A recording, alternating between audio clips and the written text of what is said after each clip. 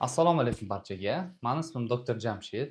Ushbu videoda hurmatli tomoshabinlarga jig'ildon qaynashi, uni sabablari va dorilarsiz qanday qilib davolash mumkinligi to'g'risida bir qancha ma'lumotlarni berib o'tmoqchiman. Xo'p, jig'ildon qaynashi o'zi tibbiyotga yoz bo'lgan termin hisoblanadi. Xalq orasida keng tarqalgan shu to'sh suyagini ortida bo'ladigan noxush hissiyot, ya'ni diskomfortga nisbatan ishlatiladigan atama desa ham bo'ladi. O'zi jig'ildon agar biz ma'noviy jihatdan tarjima qiladigan bo'lsak, me'daga to'g'ri keladi. Ya'ni me'dadagi ma'lum bir buzilishlar odamni noqulay holatga keltirib chiqaradi. Xo'p, aynan qanaqangi holatda bu narsa sodir bo'ladi? Demak, shartli ravishda biz buni qizilo'ngach, buni oshqozon, buni 12 barmoqli ichak va ingichka ichak deb oladigan bo'lsak, qizilo'ngachdan ovqat tushib, oshqozonga tushadi. Bu yerda maxsus sfinkter bo'lib, ovqat o'tib bo'lgandan keyin mahkam yopiladi va oshqozon ichidagi mahsulotlar qizilo'ngachga qaytib o'tmaydi. Normada oshqozon ichidagi mahsulotlar qizilo'ngachga o'tmasligi kerak. Lekin turli xil sabablar tufayli ba'zi bir insonlarda shu jarayon buziladi va oshqozon ichidagi mahsulotlar qizilo'ngachga o'tadi. Qizilo'ngach shilliq qavati ta'sirlanib, bemorlarda boyagi gaplashib o'tgan yonish hissi paydo bo'ladi va bu asosan to'sh suyagini ortida yuzaga keladi. Xo'p, qanday sabablar bunga, mana shu holatga olib keladi? Demak, ko'rib chiqadigan bo'lsak, mantiqiy jihatdan o'ylab ko'ramiz. Bordi-yu, inson tana vazni oshiqcha bo'lsa, qorin atrofida ortiqcha yog' bo'ladigan bo'lsa, oshqozonni kengayishi uchun imkoniyat kamayadi va ozuqa mahsulotlari tushgan paytda ular siqilib, yuqori bosim ostida sfinkterdan chiqib, qizilo'ngachni ta'sirlantirishi mumkin bo'ladi. Ikkinchidan, oshqozonni ichidagi shira kislotali muhitga ega bo'ladi. Aynan mana shu kislotali muhit qizilo'ngach devorini ta'sirlantiradi va mana shu qizilo'ngach devoridagi shilliq qavat shikastlanadi. Ba'zi bir ozuqa mahsulotlari, misol uchun kofe, shokolad oshqozon shirasining kislotaliligini kuchaytirib yuboradi. Shuning uchun ham ushbu mahsulotlarni ko'p iste'mol qiladigan odamlarda jig'ildon qaynashi ko'p kuzatiladi. Keyingi sabablardan biri bu mana shu sfinkterni o'zini funksiyasini yaxshi bo'lmasligi, ya'ni o'zidan o'zi u yaxshi yopilmaydi yoki oshqozon grijasi deb aytiladigan kasallik mavjud bo'lib, oshqozon biroz yuqoriroq ko'tarilib qoladi va oshqozon ichidagi mahsulotlar qizilo'ngachga doimiy o'tib turadi. Keyingi sabablardan biri bu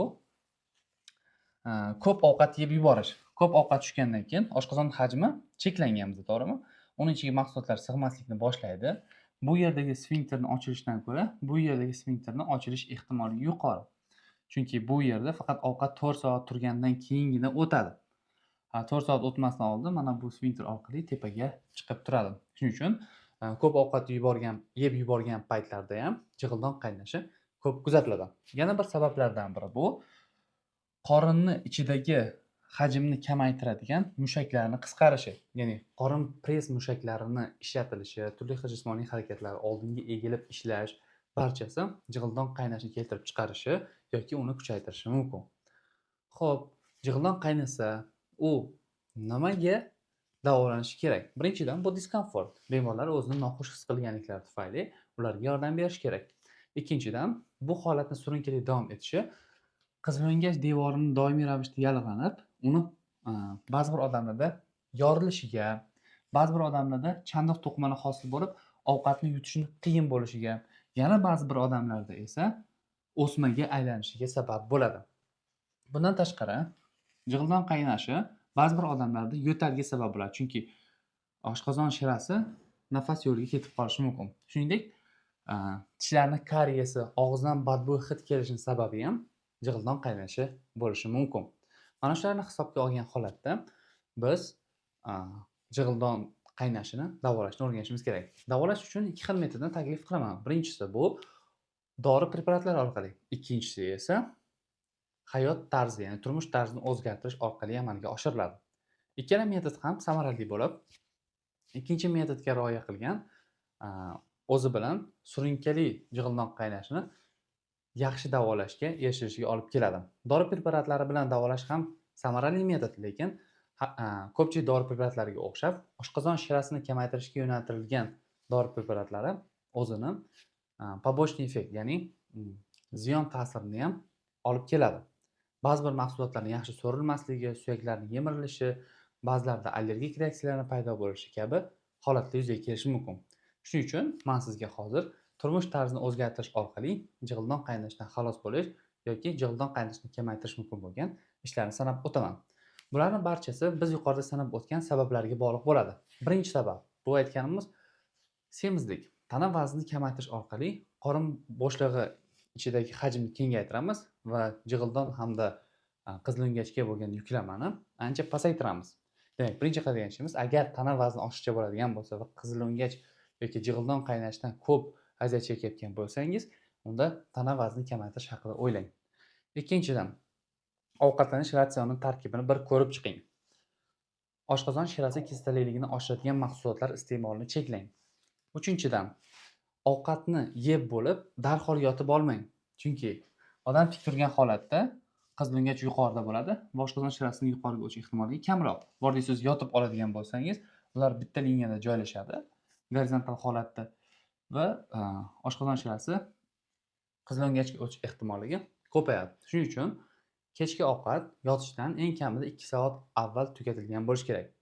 Keyingi tavsiyalardan biri, hech qachon to'yib ketib ovqat yemang. Chunki aytdikki, oshqozon ichiga qancha ko'p ovqat tushsa, oshqozon ichida bosim ortib, jig'ildon qaynash ehtimolligi ortadi. Keyingi tavsiyalardan biri bu ovqatlanib bo'lib, darhol qorin bo'shlig'i hajmini kamaytiradigan jismoniy mashqlar bilan shug'ullanmang. Ya'ni press uchun yo'naltirilgan turli xil mashqlar yoki agar bu yumushlar bo'ladigan bo'lsa, oldinga egilib qiladigan ishlarni ma'lum bir muddat davomida bajarmay turganingiz ma'qul. Bordi-yu sizni surunkali jig'ildon qaynashi bezovta qilayotgan bo'lsa, unda avvalambor shifokor ko'rigidan o'ting. Bu kasallik sizda xavfsiz tur ekanligi, shunchaki jig'ildon qaynashi ekanligiga ishonch hosil qiling. Shundan keyingina yuqoridagi tavsiyalarga rioya qilishda davom eting. Bordi-yu sizda qanaqadir boshqa sabablar tufayli jig'ildon qaynashi yuzaga kelayotgan bo'lsa, uni darhol shifokor tavsiyasi asosida davolash kerak bo'ladi. Bordi-yu siz surunkali jig'ildon qaynashdan aziyat chekayotgan bo'lsangiz, unda quyidagi raqamlar orqali bizga murojaat qilishingiz mumkin.